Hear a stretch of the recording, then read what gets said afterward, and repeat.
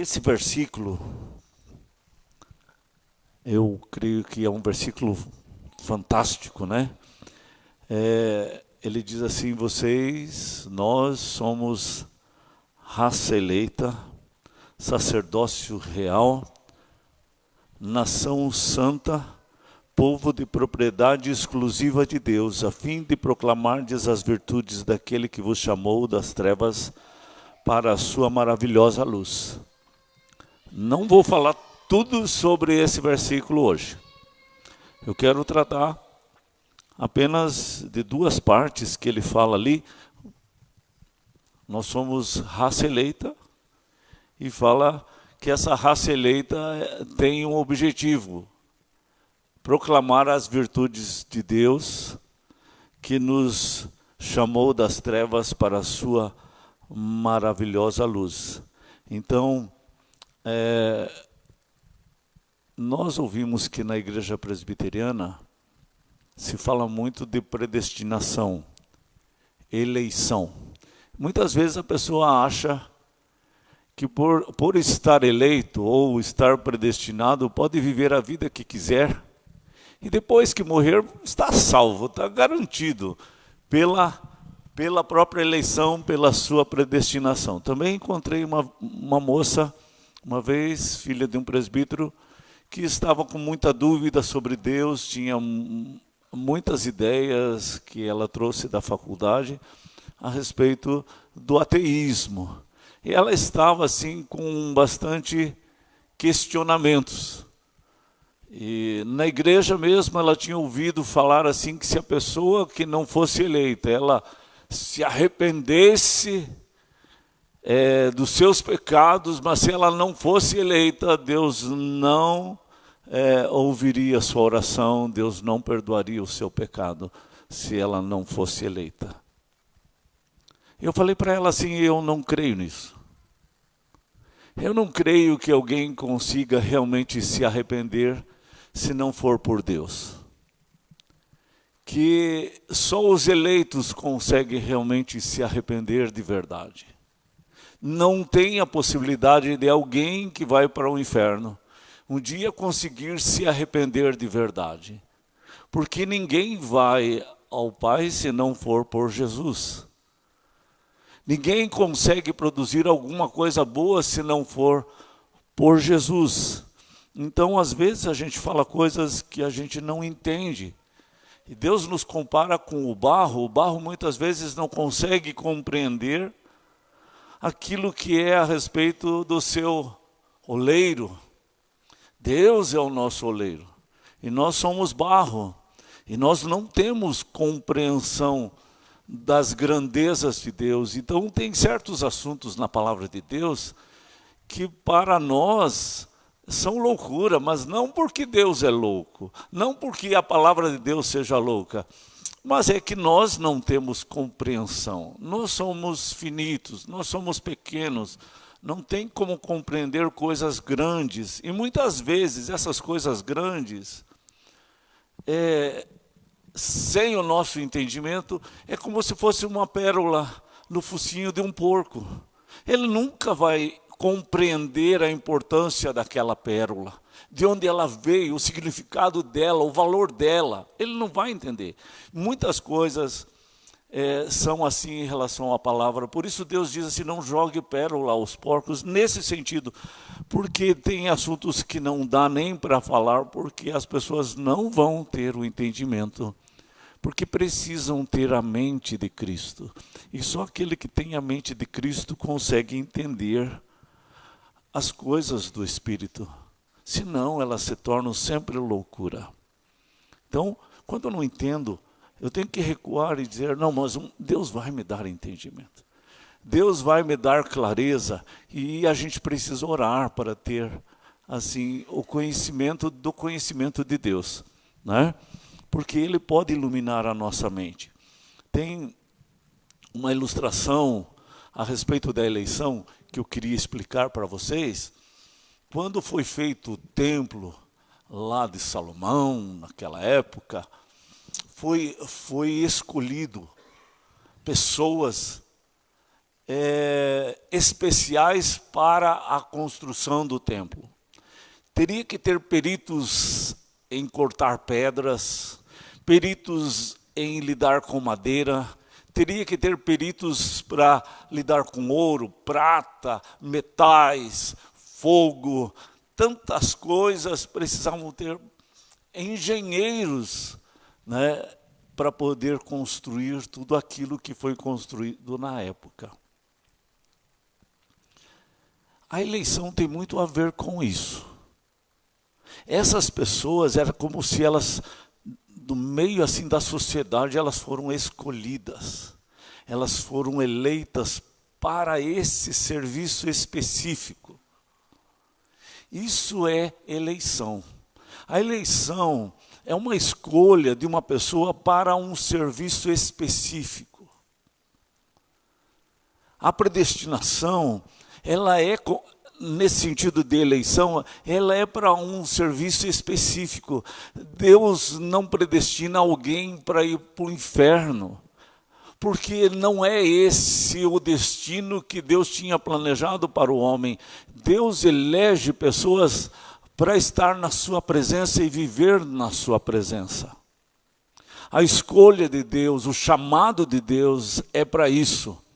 Então a gente precisa, em primeira mão, quando vai pensar e vai ouvir sobre predestinação, eleição, precisa entender que eleição de Deus, quando Deus elege alguém, Ele elege para um serviço específico. Deus tem um plano para essa pessoa, e é um plano maravilhoso que Deus tem para essa pessoa, e a gente precisa descobrir o plano que Deus tem para nós. Outro texto que eu queria me firmar para falar tudo isso é em João capítulo 15, eu queria que vocês abrissem lá também em João capítulo 15, que ele fala a respeito, Jesus está falando da videira verdadeira, e ele diz: eu sou a videira verdadeira, e meu pai é o agricultor. Todo ramo que, estando em mim, não der fruto, o pai corta esse ramo, e todo que dá fruto, o pai limpa, para que esse ramo que está dando fruto produza mais fruto ainda. Vós, os discípulos de Jesus, já estáis limpos pela palavra que eu tenho falado. Permanecei em mim, e eu permanecerei em vós. Como não pode o ramo produzir fruto de si mesmo, se não permanecer na videira, assim nem vós o podeis dar fruto, se não permanecerdes em mim. Eu sou a videira, vós os ramos.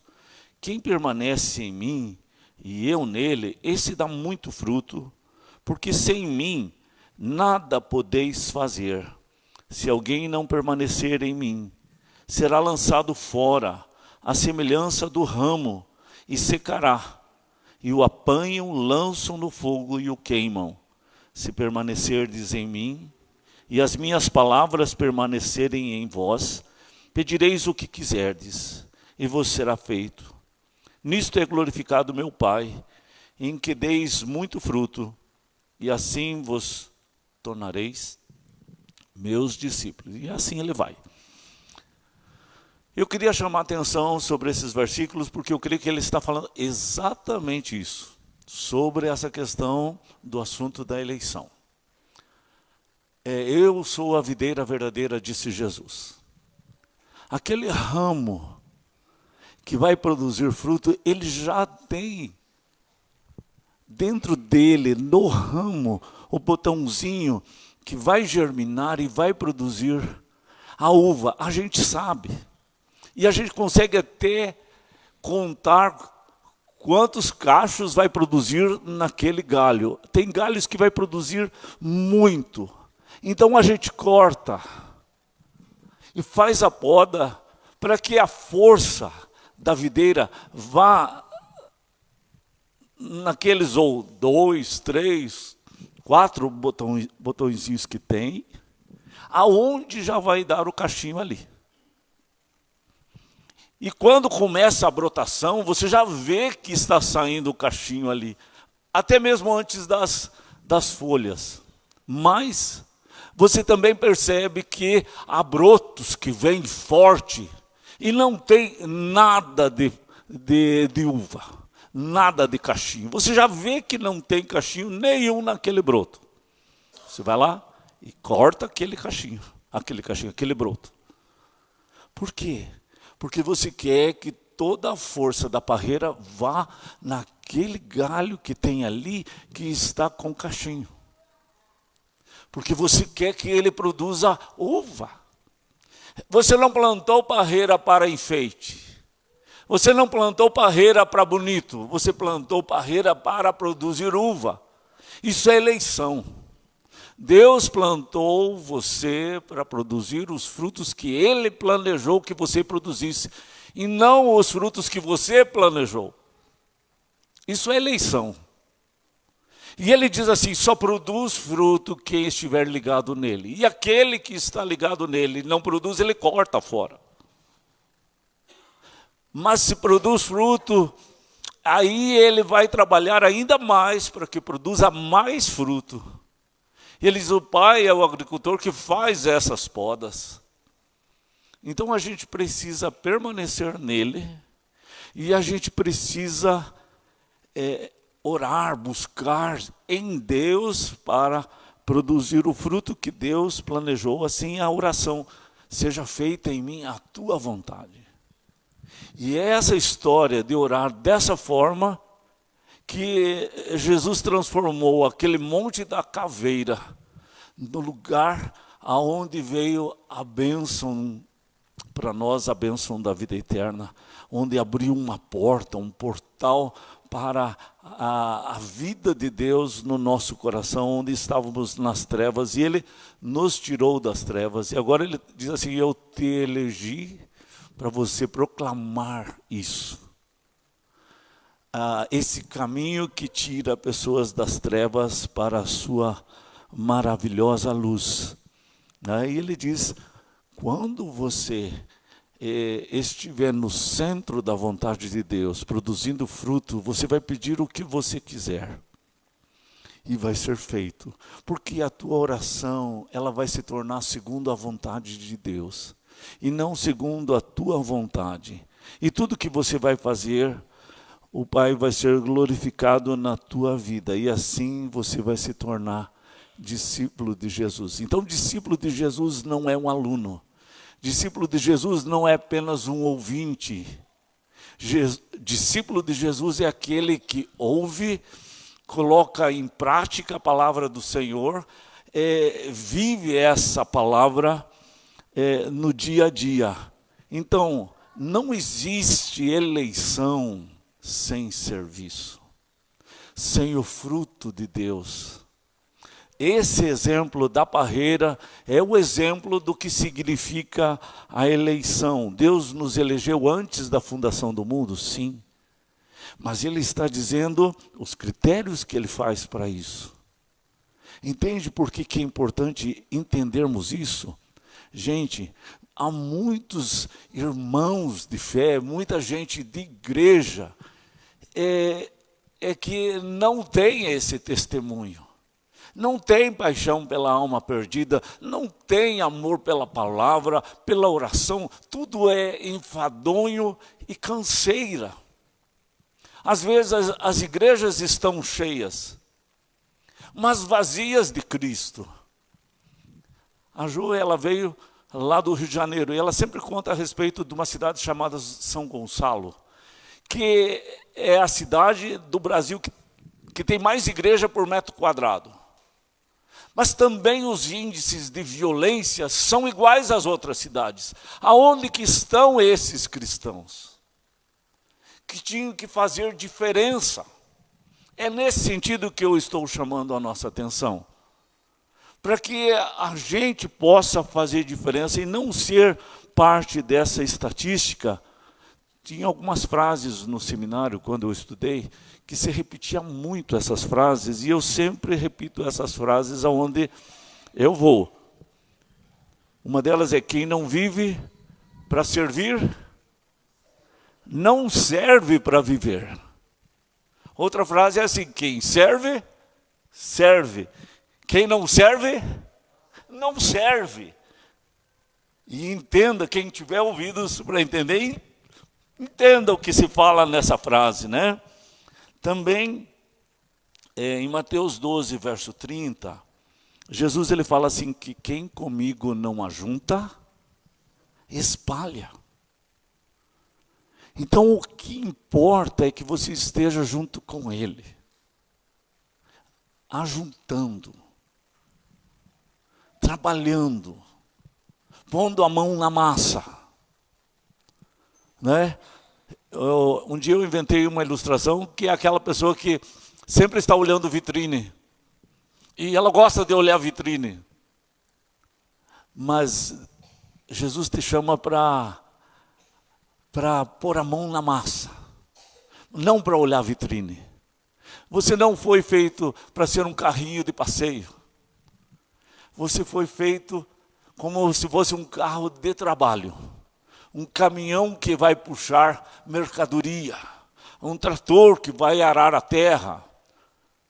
Não é para ser enfeite, não é para ser status. Aquele carrinho que você vê todo brilhoso, só para chamar a atenção dele mesmo em si, que é status. Não, você não é feito para isso. Deus não te chamou para ser dessa forma. Tanto que Jesus diz em Mateus 5, no verso 13, quando ele está falando sobre as bem-aventuranças, ele diz assim: vocês são a luz do mundo. Porque eu estou dentro de vocês, e eu sou. E vocês vão brilhar. E ele diz, vocês são o sal da terra. Daí ele questiona, mas o sal ele pode se tornar insípido. Quer dizer, o sal pode se tornar um sal que não dá sabor. Daí ele diz assim, um sal que não dá sabor, nada mais presta senão para ser lançado fora e pisado pelos homens. Mateus 5, verso 13. Então, quando não dá sabor, não transforma para o bem o meio onde está, como a cidade de São Gonçalo, ele está dizendo assim, essa crentaiada, esses cristãos, nada mais presta para ser lançado fora e pisado pelos homens. É aquele galho que não produz fruto, é cortado fora e lançado ao fogo, porque não tem utilidade, porque não tem aquilo que Deus tinha planejado para ele. Então, eleição não é uma carta em branco para a gente poder fazer o que a gente quiser. Eleição não é um aval que a gente pode viver a vida que a gente quiser. Eleição é uma vida com propósito, com um plano. Não se chamava pessoas para ir lá no templo, no tempo da construção, para passear. No máximo, os filhos daqueles construtores estavam ali, brincando no templo, correndo, mas os trabalhadores não. Então, Deus não te chama apenas para Ele abençoar os teus negócios. Deus tem um plano para você. Deus tem um plano para a tua vida. Ele diz, a fim de proclamarmos as virtudes daquele que nos chamou das trevas para a sua maravilhosa luz. O discípulo é aquele que chama pessoas para saírem das trevas. É testemunha para pessoas e o testemunho dele precisa condizer com a sua mensagem. Mateus 28, Jesus diz assim, vocês vão e vão fazer discípulos de todas as nações. E eu lembro assim da escola que tinha no Velho Testamento, a escola dos profetas. Então, Eliseu, ele comia, ele dormia, ele andava junto com quem? Com quem? Com Elias, que era o profeta mais velho. Então ele era um aprendiz de Elias. E tinha muitos outros profetas jovens que também eram aprendizes desses profetas mais velhos, e eles andavam junto. E tudo que eles viam esses profetas fazer, eles aprendiam, para que um dia eles fizessem também. Era a escola dos profetas, porque não era apenas uma pessoa teórica que ia falar sobre missões, uma pessoa teórica que ia falar sobre soteriologia, pneumatologia, né? Escatologia, nomes difíceis. Eram pessoas que viviam a Deus. Tanto que eles diziam assim: tão certo como vive o Senhor, em cuja face eu vivo. Quer dizer, eles criam que viviam na face de Deus o tempo todo. E a forma que eles viviam, os seus discípulos também viviam. Porque o exemplo arrasta muito mais do que as palavras. E isso que é ser discípulo. É isso que significa ser discípulo. Tem uma palavrinha lá em Ezequiel que eu quero um dia meditar mais com os irmãos. Ezequiel 34, Deus ele chama a atenção sobre aquelas ovelhas do aprisco dele, mas que são ovelhas gordas, que são ovelhas que sujavam a água que as outras ovelhas iam beber, que chegavam sempre na frente da comida e comiam antes que as outras, deixavam sempre as magras mais magras. Mas o que acontece com uma ovelha gorda? Além dela não ter amor pelas outras ovelhas, elas são egoístas. A ovelha gorda, ela já se acha rica e abastada, e que ela não precisa de nada. Sabe como às vezes hoje, com a abundância que a gente tem, às vezes você acha que nós não vivemos num tempo de abundância, mas a gente vive. As crianças, elas escolhem o que elas querem comer. Não, há algum tempo atrás, quando bolacha boa era São Luís, né, da Nestlé, as crianças não queriam comer bolacha Maria, porque é brega. Bolacha Maria era para nós, os mais velhos que eram fanáticos. Você tem aquela vaquinha ainda, eu lembro assim que a gente era fã dessas bolachinhas, bem insossas. Quando tem demais, quando tem fartura, a criança escolhe o que ela quer. É igual um cachorrinho. Começa a escolher, né? A Jane tem uma cachorrinha, ela escolhe o que ela quer, ela não come qualquer coisa. Por quê? Porque ela aprendeu a comer coisa boa. Eu já vi dono de aviário pegar aqueles pintinhos mortos dentro do aviário, pega e joga assim, o cachorro blum, entra tudo, com pena e tudo. Não escolhe e acha o banquete especial, aquele pintinho seco que está voando no ar lá. E ele engole, não passa mal. Mas eu garanto que aquela cachorrinha que a Jane tem, se comer uma coisa dessa, vai passar mal o dia inteiro. Por quê? Porque a gente vai ficando enjoado. A ovelha gorda é assim. Ela vai ficando enjoadinha. Né? Ela faz charme. Ela acha isso difícil. Ela já vai escolhendo os cantinhos, né? Para pegar o solzinho. Daí quando começa a esquentar demais, vai na sombra. Depois vai para o sol de novo. É assim.